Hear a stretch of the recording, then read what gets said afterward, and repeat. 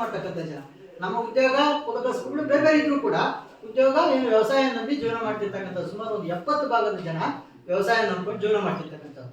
ಇನ್ನು ಉಳಿದಂತ 30-35% ಮಾತ್ರ ನಾವು ಬೇರೆ ಬೇರೆ ಚಟುವಟಿಕೆಗಳನ್ನ ಹಸು ಮೇಯಿಸ್ತಕ್ಕಂಥದ್ದು ಅಥವಾ ಕುರಿ ಮೇಯಿಸ್ತಕ್ಕಂಥದ್ದು, ಮೀನು ಹಿಡಿತಕ್ಕಂಥದ್ದು, ಇಲ್ಲಿ ಬೇರೆ ಬೇರೆ ಅವ್ರದ್ದಾದಂಥ ಕುಲಕಸಬುಗಳನ್ನು ನಂಬ್ಕೊಂಡು ಆಚಾರಿಕೆ ಮಾಡುವಂಥದ್ದು, ಕಮ್ಮಾರಿಕೆ ಮಾಡುವಂಥದ್ದು, ಮಡಿಕೆ ಮಾಡುವಂಥದ್ದು, ಜೇನು ಸಾಕಾಣಿಕೆ ಮಾಡ್ತಕ್ಕಂಥದ್ದು ಈ ಥರ. ಯಾಕಂದ್ರೆ ಹಳ್ಳಿ ಅಂತಂದಾಗ ಬೇರೆ ಬೇರೆ ಜಾತಿಗಳಿಗೆ ಸಂಬಂಧಪಟ್ಟಂತೆ ಅವ್ರದ್ದಾದಂಥ ಕುಲಕಸಬುಗಳನ್ನ ನಂಬ್ಕೊಂಡು ಜೀವನ ಮಾಡ್ತಿರ್ತಕ್ಕಂಥ ಜನ ನಾವೆಲ್ಲ ನೋಡ್ತಿರ್ತಕ್ಕಂಥದ್ದು, ಅದನ್ನ ನಂಬ್ಕೊಂಡು ಕೂಡ ಬದುಕ್ತಿರ್ತಕ್ಕಂಥದ್ದು. ಈ ರೀತಿ ಎಲ್ಲ ಇರಬೇಕಾದ್ರೆ ಪ್ರತಿಯೊಬ್ಬರಿಗೂ ಕೂಡ ಜೀವನ ಅಂತಕ್ಕಂಥದ್ದು ಬೇಕು. ನಿಜ ತಾನೆ?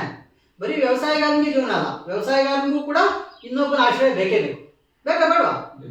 ಪ್ರತಿಯೊಬ್ಬರಿಗೂ ಕೂಡ ಒಬ್ಬರು ಇನ್ನೊಬ್ಬರ ಮೇಲೆ ಅವಲಂಬಿತರಾಗಿ ಬದುಕಿದ್ರೆ ಮಾತ್ರ ಜೀವನ ಸಾಗಲಿಕ್ಕೆ ಅವಕಾಶ ಇರ್ತಕ್ಕಂಥದ್ದು. ಅದಕ್ಕಾಗಿ ಏನಂತಂದ್ರೆ ಪ್ರತಿಯೊಬ್ಬರೂ ಕೂಡ ಒಂದು ಸಮಾಜದ ಮುಖ್ಯವಾಹಿನಿಗೆ ಬರಬೇಕು ಅನ್ನೋಂಥದ್ದು ಉದ್ದೇಶ. ನಿಜ ಅಲ್ವಾ? ಅಲ್ಲ ಹೇಳಿ, ನಾನು ಹೇಳ್ತಿರೋದ್ರಲ್ಲಿ ಏನಾದ್ರು ತಪ್ಪಿದ್ಯಾ? ಒಬ್ಬರಿಗೊಬ್ರು ಸಹಕಾರ ಕೊಡಲೇಬೇಕು. ವ್ಯವಸಾಯ ಮಾಡ್ಬೇಕಂದ್ರೆ ಅರಣ್ಯೀಕರಣ ಇರಬೇಕು. ಅರಣ್ಯೀಕರಣ ಇಲ್ಲ ಅಂತಂದ್ರೆ ನಾವು ವ್ಯವಸಾಯ ಮಾಡ್ಲಿಕ್ಕಾಗಲ್ಲ. ಈಗ ವ್ಯವಸಾಯ ಮಾಡ್ಬೇಕಾದ್ರೆ ಟೊಮೆಟೊ ಇನ್ನೊಂದು ಮತ್ತೊಂದು ನಾವು ವ್ಯವಸಾಯ ಮಾಡ್ಬೇಕಾದ್ರೆ ಕಡ್ಡಿ ಇದೆಲ್ಲ ಬೇಕಲ್ವ ನಮ್ಗೆ. ಆ ಥರ ಒಂದಕ್ಕೊಂದು ಸಂಬಂಧ ಇರ್ತಕ್ಕಂಥದ್ದು. ನಮ್ಮ ತೋಟದ ಪಕ್ಕ ಏನೋ ಗಿಡ ಇನ್ನೊಂದು ಮತ್ತೊಂದು ಇದ್ರೆ ಪರಾಗಸ್ಪರ್ಶ ಇನ್ನೊಂದು ಮತ್ತೊಂದು ಬೆಳೆ ಬೆಳಿಲಿಕ್ಕೆ ಆಗೋದು. ಅವೆಲ್ಲ ಒಂದಕ್ಕೊಂದು ಸಂಬಂಧ ಇರ್ತಕ್ಕಂಥದ್ದು. ಗ್ರಾಮ ಅಂತಂದ್ರೆ ಗ್ರಾಮಕ್ಕೆ ಕೆರೆ ಇದ್ರೇನೆ, ಕೆರೆ ಇಲ್ಲ ಅಂತಂದ್ರೆ ನಾವು ಜೀವನ ಮಾಡ್ಲಿಕ್ಕಾಗಲ್ಲ, ಜಾನುವಾರು ಮೇಯಿಸ್ಲಿಕ್ಕಾಗಲ್ಲ, ನೀರು ಕುಡಿಸ್ಲಿಕ್ಕಾಗಲ್ಲ, ಬಟ್ಟೆ ತೊಳಿಲಿಕ್ಕಾಗಲ್ಲ, ಮೀನು ಸಿಗಲ್ಲ. ಅಲ್ಲ, ಎಷ್ಟು ಸಮಸ್ಯೆ ಇದೆ, ಮಡಿಕೆ ಮಾಡ್ಲಿಕ್ಕಾಗಲ್ಲ. ಈ ತರ ಒಂದಕ್ಕೊಂದು ಎಲ್ಲ ಕೂಡ ನಾವು ಉದಾಹರಣೆಗೆ ಹೇಳಿದಂಥದ್ದು. ಈ ತರ ಸಂಬಂಧ ಇಟ್ಕೊಂಡು ನಾವೆಲ್ಲ ಕೂಡ ಜೀವನ ಮಾಡ್ಕೊಂಡು ಬದುಕಿರ್ತಕ್ಕಂಥ